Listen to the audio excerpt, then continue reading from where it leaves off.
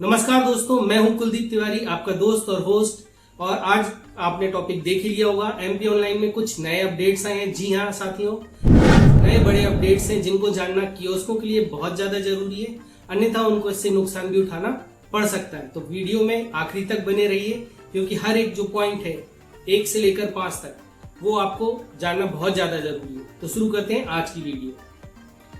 तो जो 5 आपको अपडेट्स आए हैं, ये बहुत ज्यादा जरूरी जानकारी है। कुछ नए कियोस्कों ने भी अभी मेरा चैनल सब्सक्राइब किया है, तो उन सभी के लिए और पुराने लोगों के लिए भी मैं बताना चाहता हूँ कि आप सभी के लॉगिन में कुछ आपको नोटिफिकेशंस यहाँ पर दिखते हैं, जहाँ पर आप देख रहे हैं कियोस्क आईडी लिखा हुआ है, आपके समन्वयक का नाम है, उपलब्ध राशि, इसके नीचे नोटिफिकेशन एमपी ऑनलाइन आपको समय समय पर भेजता है। तो जब भी आप लॉगिन करें एक बार इन पर नजर जरूर मार लें, क्योंकि इन पर जब नजर नहीं मारते तो कई बार आपको बहुत बड़ा घाटा हो जाता है या फिर किसी मुसीबत का सामना करना पड़ता है। तो इनको जरूर देख लेना, यहीं पर वो अपडेट्स सारे लिखे हुए हैं और मैं इनको एक एक करके आपको समझाऊंगा कि किस अपडेट का मतलब क्या है। तो हम लोग आगे चलते हैं।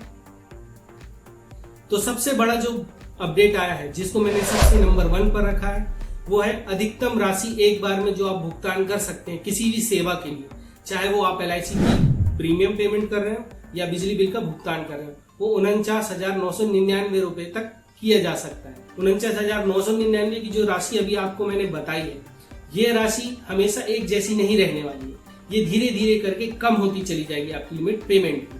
तो हम लोग देखते हैं ये किस तरीके से कम होने वाली है। तो इन्होंने नोटिफिकेशन जो मैंने बताया था वहां पर लिखा, ये प्रक्रिया 26/9/2023 से शुरू हुई है और इसमें हर 15 दिन के बाद आपकी लिमिट जो है 10,000 रुपए कम होती चली जाएगी।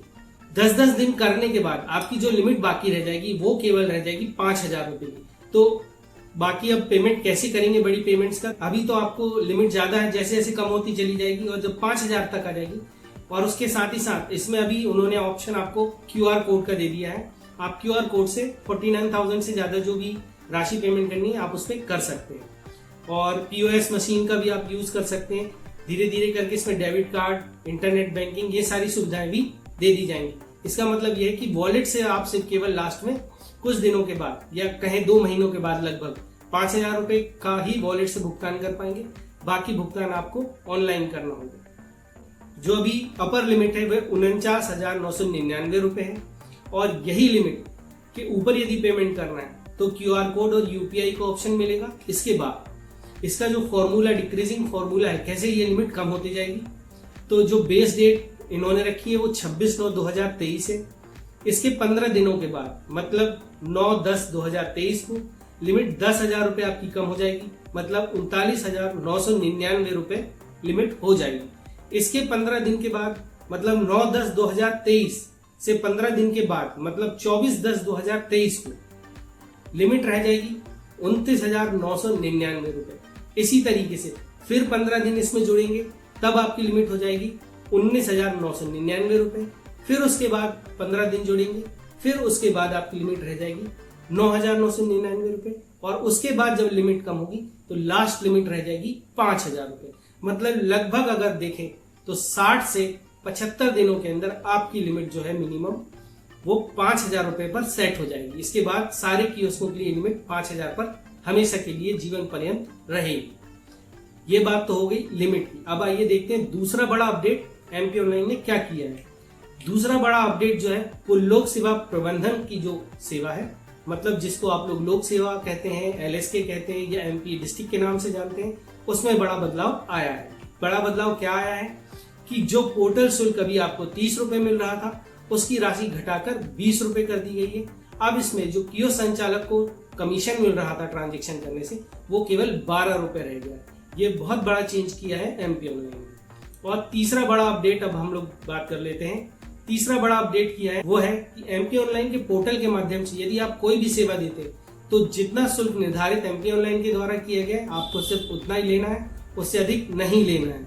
और यदि किसी विभाग की सेवाएं सीधे आप प्रदान कर रहे हैं दूसरे पोर्टलों से, मतलब एमपी ऑनलाइन के अतिरिक्त कोई पोर्टल है, आप उस पर डायरेक्ट काम करते हैं और उसकी सेवाएं दे रहे हैं, तो उसकी समस्त जो भी जिम्मेदारी है वो आपकी होगी। उसके लिए एमपी ऑनलाइन जिम्मेदार नहीं होगा। और यदि आप उसमें कुछ गड़बड़ियां करते हैं तो आपके विरुद्ध कार्रवाई की जाएगी उस विभाग के द्वारा और एमपी ऑनलाइन के द्वारा भी आपके ऊपर नियम अनुसार कार्रवाई की जाएगी। ये था तीसरा बड़ा अपडेट। चौथा बड़ा अपडेट के बारे में जानकारी देते हैं, सिस्टम सिक्योरिटी अपडेट। अभी एक नई गाइडलाइन एमपी ऑनलाइन ने जारी करी है, जिसमें सिस्टम सिक्योरिटी अपडेट के लिए आपको कहा गया है कि आप कोई भी एंटीवायरस मार्केट से अच्छा सा अपनी सुविधा अनुसार ले लें और उसको सिस्टम में डाल लें।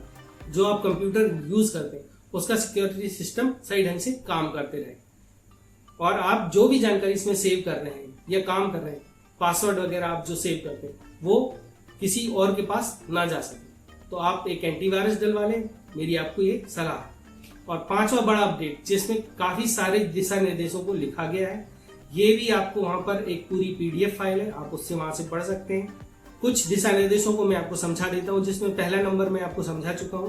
दूसरा है, निजी बैंक खाते में पेमेंट लेकर नगद भुगतान नहीं करना है आपको। ये सबसे बड़ी समस्या है, ये ब्लैक मनी ट्रांजैक्शन के लिए लोग यूज करते हैं। आपके खाते में पैसा डाल देते हैं, फिर उसे नगद पेमेंट ले लेते हैं। ऐसा नहीं करना है आपको। एमपी ऑनलाइन कियोस्क के माध्यम से किसी भी प्रकार का अनधिकृत लेन देन नहीं करना है।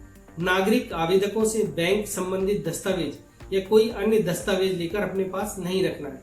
बहुत सारे कियोस्क जब सेवाएं देते हैं, कभी पोर्टल नहीं चल रहा होता है, तो वो उनके दस्तावेज अपने पास रख लेते हैं। ऐसा बिल्कुल भी नहीं करना है। यदि पोर्टल सही चल रहा है, आप उनका काम करिए, सारे दस्तावेज उनको लौटा दीजिए, नहीं तो आपके ऊपर जो आवेदक है वो भी नाराजगी जाहिर कर सकता है, और एमपी ऑनलाइन में यदि शिकायत हो जाती है आपकी, तो आपके विरुद्ध कार्रवाई की जाएगी। कियोस्क की सुरक्षा की दृष्टि से आप यदि सक्षम है तो सीसीटीवी कैमरा लगा लें, और कम से कम 15 दिनों की फुटेज जो है वो आपको अपने पास रखनी है। एमपी ऑनलाइन के माध्यम से प्रदान की जाने वाली सेवाओं में या आवेदनों में अपना मोबाइल नंबर और ईमेल एड्रेस कहीं भी नहीं लिखना है। आप बिजली बिल भर रहे हो, किसी भी प्रकार का कोई भी फॉर्म भर रहे हो, उसमें अपना ईमेल एड्रेस और मोबाइल नंबर नहीं डालना है, क्योंकि जो जानकारी भेजी जाती है उसी ईमेल आईडी और मोबाइल नंबर पर भेजी जाती है। तो अपना नहीं लिखना है, आवेदक का लिखना है। और यदि आवेदक के पास नहीं है तो उसके घर में किसी का मोबाइल नंबर यदि है तो उसकी जानकारी आप वहां पर भर सकते हैं। समस्त नागरिकों को एमपी ऑनलाइन पोर्टल की सेवाएं प्रदान करने के बाद पावती देना अनिवार्य है।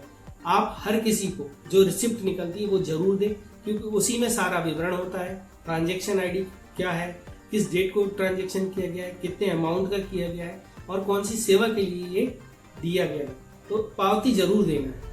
समस्त संचालक एमपी ऑनलाइन के जितने भी दिशा निर्देश आपको जारी किए जाते हैं, पोर्टल के माध्यम से किए जाते हैं, ईमेल के माध्यम से आप तक पहुंचाए जाते हैं, उनका अक्षरशः पालन करते रहिए।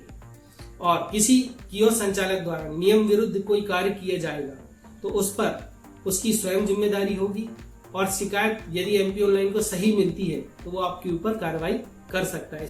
तो इन सारे पॉइंट्स को अपने ध्यान में रखना है। एमपी ऑनलाइन का बोर्ड जरूर अपने यहाँ पर लगा लें, एमपी ऑनलाइन का सर्टिफिकेट लगा लें अपनी शॉप पर, एमपी ऑनलाइन के द्वारा जो पोस्टर दिए गए हैं वो लगा लें।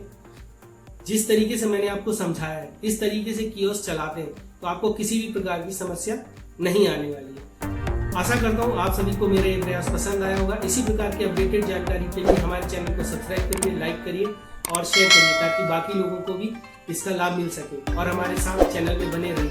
Because together we can and we will make a difference. तब तक के लिए जय हिंद, जय भारत।